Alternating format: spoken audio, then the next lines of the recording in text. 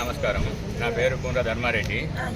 నిన్న మా చెల్లె మా తల్లిదండ్రులను కిడ్నాప్ చేసిందని కేసు పెట్టింది. అదంతా అబద్ధం. నేను వాళ్ళ ఇష్టంగానే తీసుకొస్తే ఇక్కడ వేలేరే స్టేషన్లో కేసు పెట్టింది. ఆడవాళ్ళు పట్టించుకోలేదని ధర్మసార్ పోయింది. ధర్మసార్ నుండి ఏసీపీ దగ్గర పోయింది. ఏసీపీ దగ్గర నిన్న ఏమని చెప్పిందంటే, సారు మీరు ఏదైనా ఉంటే ఊళ్ళే అనుకోరి, మాకు ఇదంతా చెప్పకమ్మా అని వెళ్ళగొచ్చిండు. తల్లిదండ్రి ఏడుంటే ఆడ పంపించమంటే నిన్న పంపించగానే మీకు కలిసింది. అయితే మా చిన్న తమ్ముడు ఏమైందంటే, మా చెల్లెను ఇద్దరు ఒకటే క్లాస్మేట్ ఉండే. మా చెల్లె మా తమ్ముడు ఒక అబ్బాయిని ప్రేమించిందని మా చిన్న తమ్ముడికి తెలుసు. నువ్వు ఎందుకు ప్రేమించినావని అంటే, మా తమ్ముడితో గొడవ పడ్డారు, తల్లిదండ్రులు గొడవ పడ్డారు, అందరు గొడవ పడితే వాడిని ఇంటి వరకు వాడు ఏదో పైగా దాగి చచ్చిపోయింది. వాడు అంతా చచ్చిపోయాడు. మొన్న ఈ తమ్ముడిని ఏం చేసారో ఇంకా తెలియదు, తీసుకొని వచ్చేది హార్ట్ అటాక్ అన్నారు. హార్ట్ అటాక్ అంటే నేనే దానం చేసుకున్నా. అన్నీ చేసుకున్నాక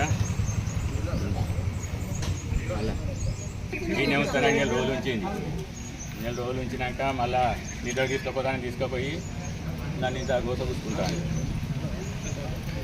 సాగుతలేరు అంటే మేము పోయి తీసుకొచ్చుకున్నాం. సాగుతలేరు అంటే మరి మీరు అమ్మ నాన్న దాదాలి కదా అని అంటే మేము తీసుకొని వచ్చినాం సార్. తీసుకొని వస్తే కిడ్నాప్లు అవి ఇవి అన్నది ఏసీపీ సార్ దగ్గర పెడితే ఎవరు ఏడుంటానంటే ఆడ ఉండని రమ్మంటే సర్పంచ్ని పిలిపించి సర్పంచ్ ముందే వాళ్ళని పంపించినాం సార్. ఇప్పుడు మళ్ళీ పోయి మా అమ్మ నాన్నని బెదిరించారు అది ఇదే అని అంటుంది సార్. మరి ఆమె ఒక్కతే పుట్టిందా, ఈయన పుట్టలేదా? మొత్తం వాళ్ళు హ్యాండ్ ఓవర్ చేసుకున్నారు సార్ వాళ్ళని, మా అమ్మ నాన్నని. మా మీద అసలు ప్రేమ అనేదే లేకుండా చేసింది ఆయన మీద. మమ్మల్ని టార్చర్ పెడతాను సార్ 22 సంవత్సరాల నుండి. మమ్మల్ని తిననియదు, ఉండనియదు, ఈ స్టేషను ఆ స్టేషను. మా చేసిన కష్టం మొత్తం వాళ్ళకి తిరగడానికే వచ్చింది సార్. మాకు ఇప్పుడు పిల్లలు ఎదిగిండ్రు, మా చేతిలో ఏం లేకుండా చేసింది. మొన్న వాళ్ళ అన్న చనిపోతే తీసుకొస్తే కూడా 3-4 లక్షలు అయితే ఖర్చు పెట్టి మేమే ముందటపడి, భార్య భర్తల ముందటపడి, పెద్ద మనుషులు అందరూ ఉన్నారు వాళ్ళ ముందే ముందట పడ్డాం. అన్ని ఖర్చులు పెట్టుకున్నాం సార్ మేమే. ఏ న్యాయం చేసినా ఊళ్ళోకి వచ్చి మాట్లాడమనండి సార్. ఊరందరూ మాకు న్యాయం చేయండి. అందరు కూడా మా పెళ్లి చేస్తే అందరి బాధ్యత కోసం మేము ఎన్ని కష్టాలు వచ్చినా భరించి ఊర్లోనే ఉన్నాం సార్. మేము ఊరు వదిలిపెట్టి వెళ్ళలేదు. పిల్లల్ని ఇక్కడే కష్టపడి సాదుకున్నాము. మమ్మల్ని అందరూ కూడా మమ్మల్ని ఏం చేస్తారో ఊరళ్ళ బాధ్యత మీ బాధ్యత. ఇక 4-5 లక్షలు అయినాయి సార్. ఇప్పుడు 4-5 సంవత్సరాలు ఆరోగ్యం మంచిగా ఉండదు, ఏముండదు. కొంచెం ఎండల పని చేస్తే ఓర్చుకోలేడు. చిన్నదానికి పెద్దదానికి మనిషిని పెట్టి చేయాలంటే నా వల్ల అయితే లేదు సార్. నాకు హెల్త్ ఇష్యూస్. ఇగో ఈమె పాప, ఇగో ఈమె బాబు సార్. ఈమెకు చదివేయడానికి డబ్బులు లేక 2nd ఇయర్ అయిపోయింది, డిగ్రీ చేపించి చూకుంటున్నాం సార్. ఇంట్లోనే ఉంటుంది, పోకుంటే ఇంటికానే ఉంటాను సార్. ఈయన ఇప్పుడు 1st year 2nd year inter 2nd year. పోయే ముందు కూడా 5-6 లక్షలు అప్పు చేస్తే నేనే కట్టాను సార్. చిల్లర అన్ని మేమే కట్టినాం సార్. మా పెళ్ళి అయినాక కూడా కష్టపడి అటో ఇటో చేసి కట్టినాం.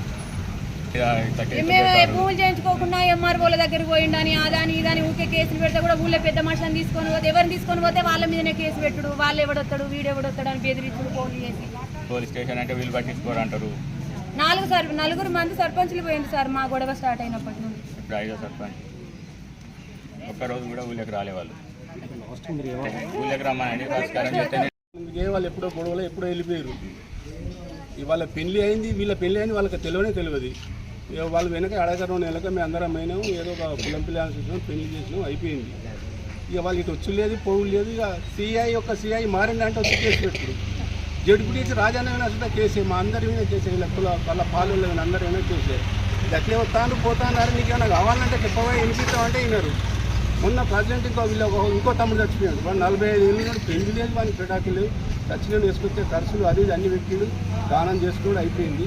3వ రోజు బిడ్డ పెట్టినప్పుడు ఆ పొలాన్ని మేము అందరం కలిసి పొలం ఇప్పటికైనా మంచిగా ఉండేరు, మీకు ఏం కావాలని చెప్పమంటే మాకు బుద్ధి వచ్చింది ఇంకా పోతామని అన్నారు. అదే పొల ఇలా మళ్ళీ ప్రెస్ మీట్ పెట్టి ఊళ్ళో పెద్ద మనుషులు ఎవరో తెలిసి తెలియక మాట్లాడితే వీళ్ళకి ఏం మంత్రాలు వస్తాయి, ఆ మంత్రాలు ఒకటి నిరూపించాలి.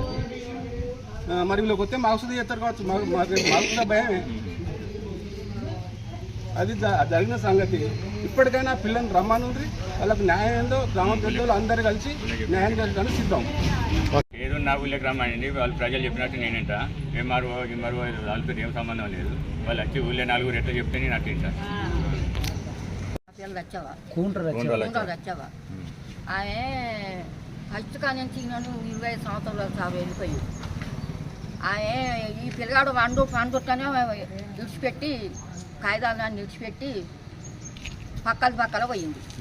పోయిన కాడి నుంచి పిల్లగాడు ఇక ఆయన తల ఆయనే తాళం వేసిపోయింది. తాళం వేసిపోగానే ఇక బయట వాళ్ళు అందరు కూర్చుండ్రు, పలుకొచ్చి తాలుపు తీసిండ్రు, ఆయనను ఉంచిండ్రు. ఆయన తల ఆయనే ఇక వండుకుంటే ఓ మనిషి ఓ ఆమె మాదిగా ఉత్తరుడు పెట్టింది.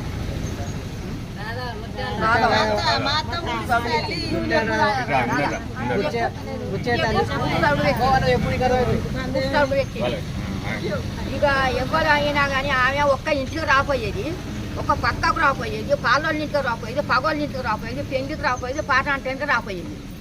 ఏమున్నా మా 10 ఇండ్లు కూడా ఉన్నాయి కానీ ఆమె ఎవరి ఇంటికి రాలేదు. ఎవరు ఉన్నాం మా 10 ఇండ్లు కూడా ఉన్నాము, ఆమె రాలేదు. సత్తారు రాలేదు, బత్తారు రాలేదు. మేము ఆమె బాయ్ ఏందో ఆమె ఏందో ఆమె ఒక్కతో చూసుకునేది. మేము పాలోళ్ళు అందరం కలిసి ఉన్నాము. అందరం కూడి మళ్ళీ ఈ పిల్లగాడు అందరు కూడి ఈ పిల్లగాడు ఆగమవుతాడని 4 కూడి చిన్న పెద్ద అందరం కూడి పెళ్లి చేసినాం. ఇక కులం దక్కున పిల్ల, కులం అయిన పిల్ల అని వాళ్ళే వచ్చి వాళ్ళంతా దౌర్జన్యం చేస్తారు. ఈ మాదిగోళ్ళకు వీళ్ళు వాళ్ళందరికీ ఎరికే. ఇక ఆమె అత్తను దాదాలే, మామను దాదాలే, ఎవ్వలను దాదాలే. అత్తను మామకు అత్త కుడుకుని వీళ్ళు చంపింది, మామకు కుడుకులు వాడు చచ్చిండు సారు. ఎవ్వలను చూసుకోవాలి ఆయన, చిన్న ఆయన చూసుకోవాలి, ఎవ్వలను చూసుకోవాలి ఆయన.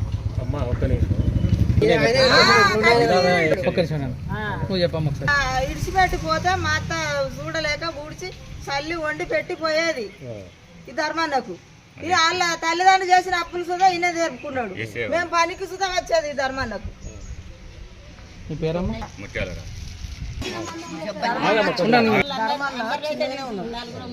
20 సంవత్సరాల కింద ధర్మం చిన్నగా ఉన్నాడు.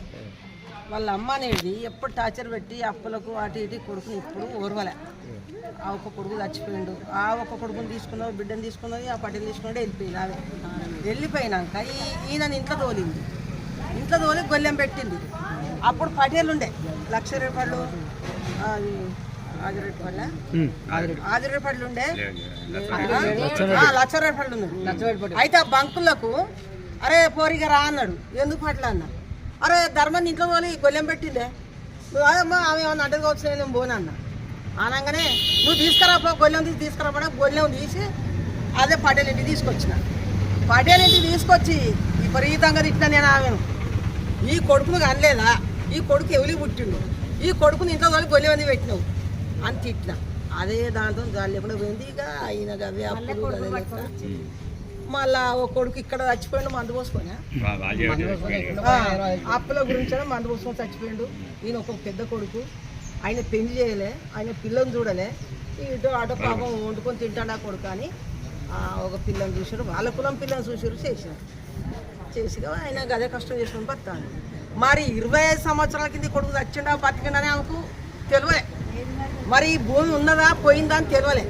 ఇప్పుడు 25 ఏళ్ళ కింద పోయిన ముచ్చట ఇప్పుడు వచ్చి నాకు భూమి కావాలి కొడుకు అంటే 2 కొడుకులు చచ్చిపోయి ఒక కొడుకు ఉన్నాడు. ఒక కొడుకుతో మంచిగా ఉండేదానికి ఏమున్నది? ఇంత కక్ష ఎందుకు సార్, ఇంత కక్ష ఎందుకు సార్? ఒక కొడుకుతో మంచుకుంటే అయిపోయా, రేపు చచ్చినా బతికినా ఆయనే కదా చేసేది. మరి బిడ్డ దగ్గరికి పోయినావు, మరి ఆ బిడ్డ సంబంధం ఈయన చూసి చేసిండా లేకుంటే ఈయన సంబంధం ఆమె చూసిందా? ఎవరు చూడలే, వచ్చిన వాళ్ళే చేసుకున్నారు. ఏదో గట్లా బతుకుడు కొన్ని రోజుల దాకా వండుకొని తిన్నాడు.